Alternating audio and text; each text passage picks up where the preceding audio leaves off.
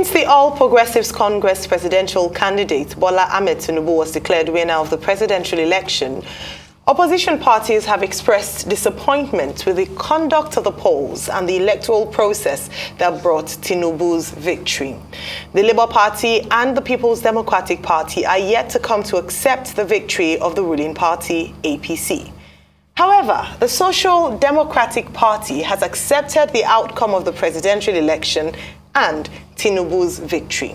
But the SDP says there were some abnormalities in the conduct of the elections. The party says it will go to court and contest the results of the senatorial and House of Representatives elections. The INEC as an institution bestowed with the power of conducting election have declared a winner. We in SDP, despite the shortfall, as I've mentioned, beavers problem, transmission problem, we stand by the declaration pending the outcome of the court judgment. We need to keep Nigeria one. God have not created perfection anywhere. On this ground, we are standing by what INEC have done, and we are recommending to all those, including we in SDP, that disagreed to challenge it in the court of law. For his impressive outing and running a daring issue-based campaign, we also congratulate our revolutionary and distinguished ambassadors in the race who won 2 senatorial seats, 5 houses of assembly. We are also expecting 5 houses of assembly. We are expecting from Taraba, from all our sources, we won 1 Senate, 1 House of Reps as well. On Wednesday, the presidential candidate of the Social Democratic Party, Adewole Adebayo, in a tweet called on the Peter Obi and Atiku Abubakar camp to call the president-elect so that if they do love Nigeria. Adebayo said he has more grievances than all the presidential candidates combined, and he is least satisfied with the results and with the choice of the electorate. He also pointed it is the prerogatives of the people to make unwise choices, but the choice is clear. Joining us on the show this morning to discuss the outcome of the presidential election and the reaction from opposition parties is Adewole Adebayo, the presidential candidate of the Social Democratic Party. Good morning and welcome to the morning show. Good morning. It's good to have you on the program again. Thank you. It's a pleasure to be here. You were presidential candidate of the Social Democratic Party in the February 25 election. But since then, while other political parties and their candidates have been protesting, you have been acting more like a spokesperson of the All Progressives Congress. Why do I say so? You were the first to say that INEC is in order. You were the first to congratulate the president-elect, Asiwaju Bola Ahmed Tinubu. And you even went a step further and referred to Peter Obi, presidential candidate of the Labour Party, has been fraudulent. And the party itself, the Labour Party, has been corrupt. And you said, look, SDP does not have a problem with what has happened so far. Whoever is aggrieved should go to court. More or less the same thing that Festus Keyamo and other interventionists have said in this matter. So why are you standing alone? Perhaps, maybe you are not standing alone.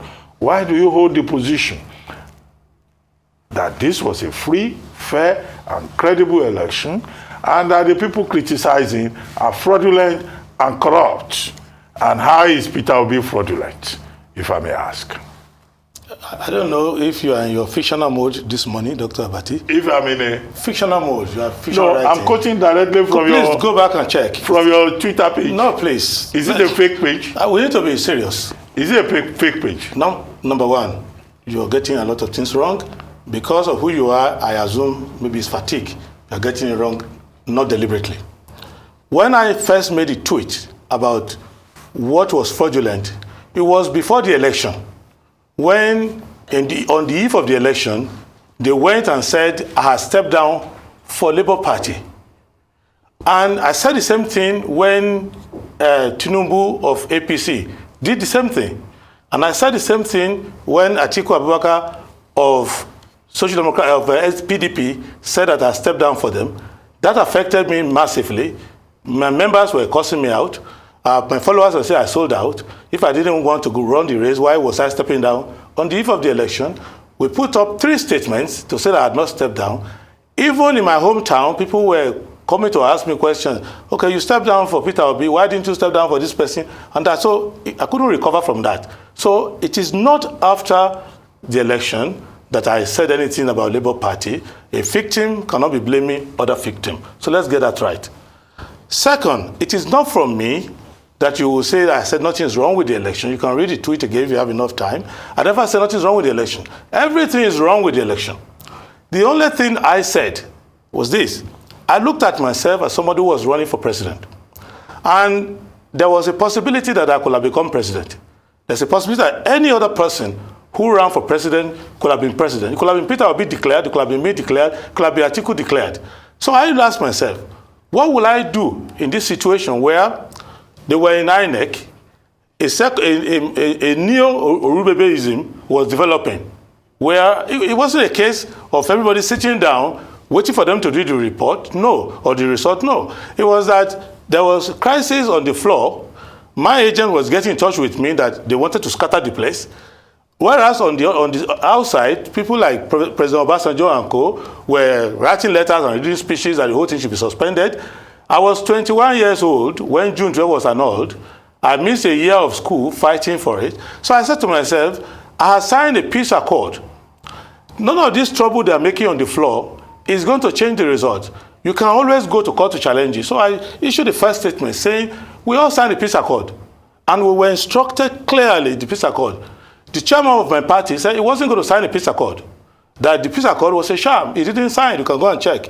And he said, I shouldn't bother myself. I said, no, I will go and sign it. So having signed the peace accord, I have a duty to keep to it. And what we are told is that we should not disrupt the process. We should let it finish. Anybody who has a dispute can go to court. That's that. That's what I did. Now, I don't mind political crisis. Political crisis can be solved by the court and can be solved by politicians.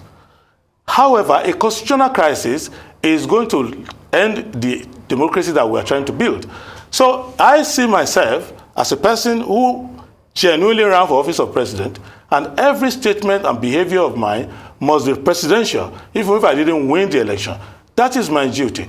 And I've saved the day as far as I'm concerned. Now, anybody who wants to go and challenge the election can go and challenge the election. Everything is wrong with the election, and I've been saying it from time. It is not only what happened on that day of collation that was wrong with the election. People cheated, people bought vote, people confiscated INEC processes. So many of the people who are complaining now cheated in many places. In the polling unit where I voted, Labour cheated, PDP cheated, APC cheated more than the rest of them, because vote buying is cheating. Whichever way, the APC used recharge card to cheat, Labour brought dollar notes, PDP was giving people money. So why will I not complain? Atiku Abubakar cheated me of my vote in Katsina, cheated me of my vote in Adamawa State. He was buying votes with 200 naira with Omo and all of that. So what I'm saying is that the process is flawed. It's not an honest process. There's no one INEC. There's not one INEC. Every of the political party that are complaining now had a budget for influencing INEC in their so-called logistic budget. So, but what I decided to do was say, I will not be part of the constitutional crisis. You won't have a PDP person, a SDP person coming down making noises and all of that. Now, to go to court, fine. I don't have a problem with anyone going to court. So it is wrong for you to characterize my reaction as being a spokesperson. I cannot be a spokesperson for APC. I don't see APC as a reliable and sensible political party, but they have been declared the winner, and the president of Nigeria, if I was the president, I will have to govern according to the principle of my office. So I don't have any problem with anyone who is opposed to anything. One simple clarification. I hope now you won't say I'm misquoting you. Yes. Is it true that you have congratulated the president-elect to say that, oh, congratulations, he has won. Whoever is aggrieved, go to court. Correct. And that is what we were all asked to do. It doesn't mean that if you bring evidence that will knock him out, I will not be happy. But we are supposed to congratulate the winner and still make our reservation, because that person is going to be sworn in, whether we like it or not. The court can still remove him, maybe because now it's going to be in the hand of 12 people out of 200 million people. 5 justices of Court of Appeal, 7 justices of Supreme Court. So when Court of Appeal makes a decision, whether, for example, they retain him or they remove him, people will still learn to congratulate the winner at that time. So create a scenario where Adewole Adebayo goes to court and he defeats Tinubu and Supreme Court says the winner. I will still have the obligation to say, congratulations on your victory. And if Tinubu decides to go to Supreme Court to go and challenge, and he also wins and retains and gets it back, I still have a duty. It's a civilized society. My congratulation does not add any halo to what has been done, but it is the process. And you all cover the process, that we all come together, sign this thing, like the tweet being shown, look at the date. The person who showed it should have looked at the date. And I said they are spreading fake news about my candidacy, which is a violation. This was 6 days ago. Before the election. Okay. This was before the election, where they were saying I had stepped down for them, and they were making videos of it and circulating all over. And my people were calling me, if you are going to step down, why didn't you tell us? And this and that, you betrayed us. So the person representing me in Abia State was crying that people have been abusing her in her neighborhood, saying that she was supporting me. Now I ended up going for Peter Obi and all of that. So, but that had ended with the election. So bringing it up now and trying to create a wrong narrative, I think we need to correct that. We owe the public that duty. Right. So that is my position. That Bola Ahmed Tinubu, wrongly, rightly, anyhow, is been declared president-elect. We who ran, who have followers, my followers are angry with me that I did that, but that's leadership. Because the duty is to stabilize the situation, and then the law will take its course. If you have evidence that you won the election, I have evidence that I have been robbed. But the evidence doesn't show that I have won. And I'm an honest person. So 90-something% of my votes are not recorded. So it's easy for me to prove that easily and show you resource sheets from place to place to show you where I scored 2,100, when I recorded 19 for me in the whole district. So I can show that. Okay. But even when I put all of that together, the Supreme Court cannot annul the election based on that. Because of substantiality, I'm a lawyer. Of all the presidential candidates, I think I have the most experience. Okay, maybe Peter Umadi is the only second person, and then maybe Anyanwu of ZLP. Otherwise, what I say in conclusion is that I do not endorse the election, but I accept that the person declared is the president-elect. But that does not immune him against any challenge. It can still be removed by the court. Anything can happen. But I've assured that I kept my bargain to the Nigerian people, and I kept my bargain to the constitution of the country. The INEC, as an institution, messed itself up massively. The political party messed themselves up. Even my own political party, we have our internal reviews. There are states in which our state executive carry our agent tag and get to PDP to go and work for PDP. There are places where they carry our agent tag and give to Labour Party. There are places where some of our operatives work for APC. So everybody has to look into their own process. Okay. That is what I'm saying, because we must bring honesty to the public. But anybody who says that he won an honest election is lying to himself.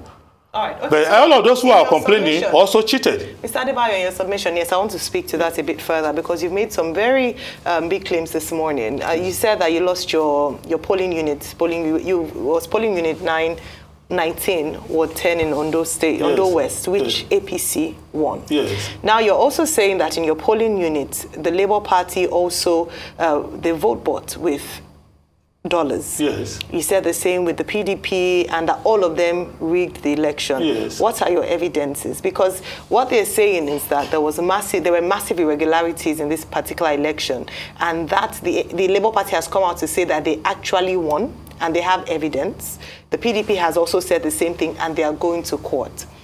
I'd like you to share, what do you think? Did you also win? Is that what you're claiming? I did not win. I did not win because I have a duty to be a truthful person.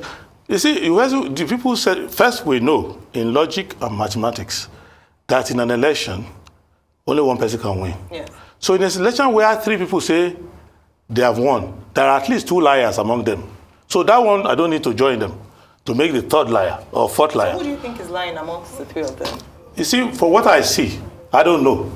But what I know is that, this is what I think, if I want to help the public, is that each one of them got their own piece of INEC. So, the APC got their own piece of INEC. In the north, especially Katsina, Adamawa, Sokoto, other places, PDP got their own piece of INEC. My agent was telling me how they were changing results. Some 7 local government countermanded, they were adding figures, they were doing rubbish. In Imo, in Abia, in Anambra, it's all nonsense for Labour. APC has a universal license to cheat everywhere they want to cheat. So that is what they all did. Because vote buying is cheating. Flashing dollar to people is cheating. How do they flash the dollar? You come to the polling unit, not only in my own polling unit, in many polling units, what they do is this. Since the wise people of the world have seized the Naira, which I told them was a waste of time, what they did was that in the case of APC, they had a recharge card that has certain codes in it. So when you take that code, so when you see them give paper to people, you don't suspect anything. But they scratch that code, put it on their number, 2005 will come in. Okay. Labour people had people with the dollar note standing by the corner there and giving to themselves. PDP were doing their own traditional nonsense that they were doing. And then in the north, Omo, Maggi, all sorts of things, Semofita was being given to people. My campaign people told me, look, this is what's going on. We just need, I'm not interested. Even people I've known very well in my own community led a delegation to say, Prince, we know you, we like you, respect you, but you need to give something to everybody. I'm not going to give 1 naira to anybody. Go and vote according to your conscience. I'm just trying to help the society by running for office.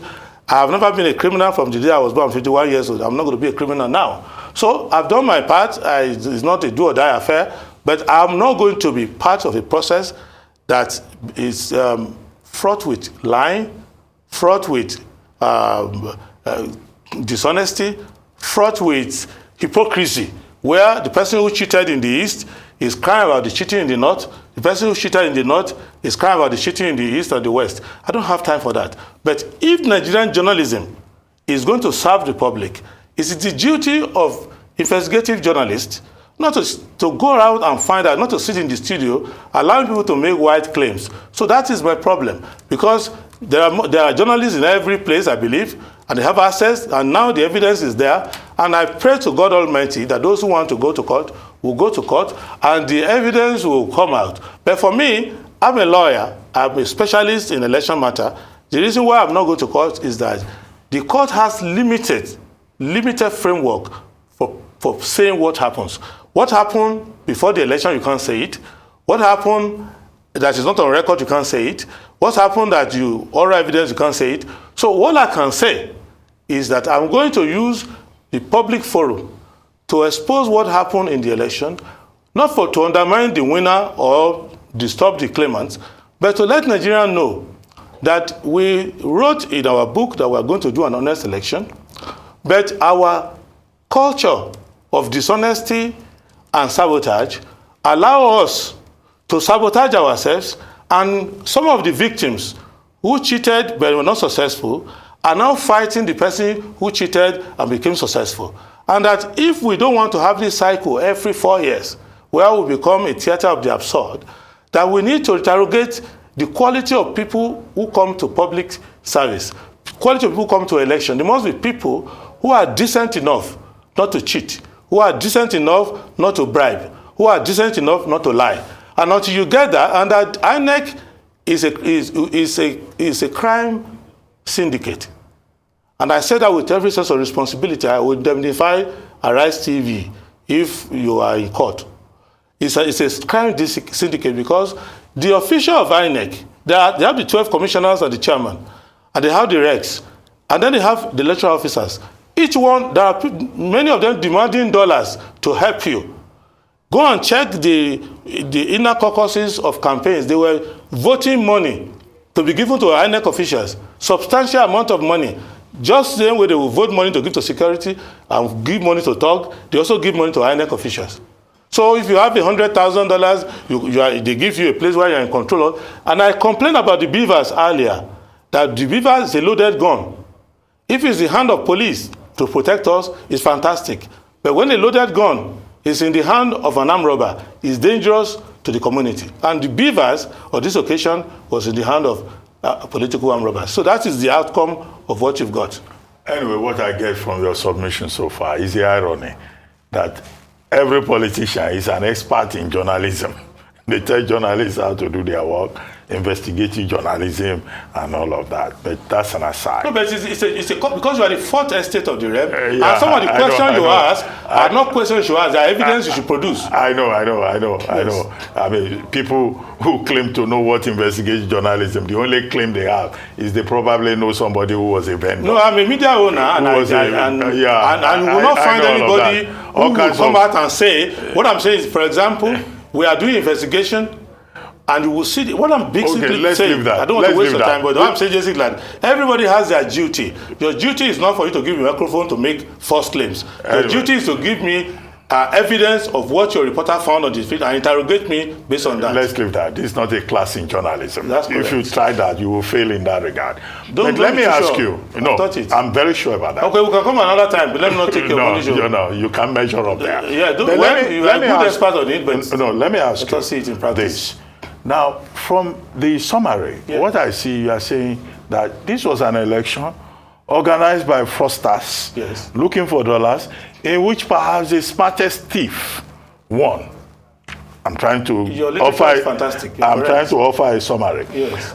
So now that you have seen that is how the game is played, your party is going to be part of the March 11 gubernatorial and House of Assembly election.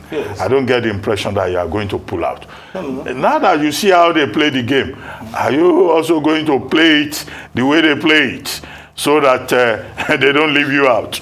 That's number one. Number two, the APC, whose candidate has now been declared the president-elect, the candidate is saying, I'm open, conciliation, reconciliation. I want to carry everybody along. Asiwaju Tinubu is preaching unity. So if Asiwaju Bola Ahmed Tinubu reaches out to you, for example, and says, look, presidential candidate of the SDP, come, let us do this thing together. Will you respond? Since you think that, or even the ones that are complaining, they are not better than the APC. Okay, first, we will not follow a bad method, because it is not good for the country. What brought me to politics is to deal with poverty and insecurity, and I'm not going to add criminality to it. So it's rather to go and run an election and win or lose decently and be a human being to your community than to join, because to do what they have done, you have to commit up to 900 crimes in the books. So I'm not going to do that. Now, the second thing is that I will recommend to the person declared to reach out to those who are fighting first. I'm okay. Because we have to run a government, to reach out to them. I'm not saying that you should not go to court, but to reach out to them in a way that, first I must commend them that the violence that I was fearing, starting with, if you look at how a certain senator was jumping up and down in the hall, and what people were planning on the street, and not even responsible people in society inciting people to go and do one thing or the other. So see that everybody is calm now. I'm very happy about it. The two things I will tell INEC is this. Try your best. Because INEC's problem started with procurement fraud. All that beavers and energies, if you look at the cost and inflation, that's why they were over-describing what they can do, what they cannot do. That thing is not as clever as a Samsung phone of 50,000 naira. So the procurement fraud that INEC did, that took them to 800 something billion, is the beginning of their problem. So they will say this thing will catch it with this and that. So INEC needs to go and run a basic election, and it is not based on technology. It is based on the honesty of their staff. INEC has highly dishonest staff and personnel. So if INEC Forget technology. Don't go for and say, upload this. That will never work. What you should do is let INEC say, we have failed the nation. And in the election that is coming next week, we will redeem ourselves. That's number one duty. If they do that, the tension will die down. Second, those who are claiming crying foul now, they too should not become desperate, just like you asked me now, and say they too are going to cheat more than they themselves cheated before. Everybody should go into the honest mode. If you go there, you can conduct an election and put the paper inside a basket, and it will be counted and it will be okay. Many countries do it. They don't spend billions like this.